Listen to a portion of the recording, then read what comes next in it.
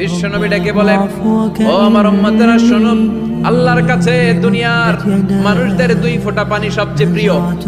এক হলো জিহাদের ময়দানে রক্তের ফোঁটা, দুই হলো অনুতপ্ত বান্দার চোখের পানির ফোঁটা। কত ভুল আপনি করেছেন, কত অন্যায় আপনি করেছেন, কত পাপ আপনার হয়েছে, কত মিথ্যা আপনি বলেছেন, কয় ওয়াক্ত নামাজ ছেড়েছেন, কয় লাখ টাকা ঘুষ খেয়েছেন, কত যৌতুক আপনি খেয়েছেন, কত মিথ্যা আপনি বলেছেন।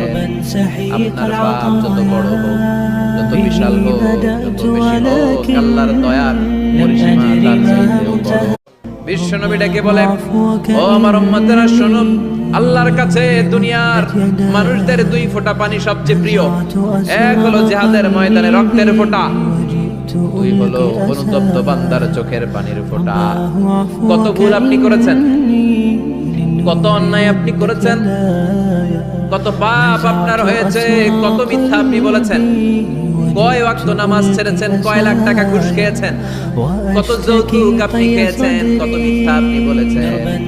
আপনার পাপ যত বড় হোক, যত বিশাল হোক, যত বেশি হোক, আল্লাহর দয়ার পরিসীমা তার চাইতেও বড়।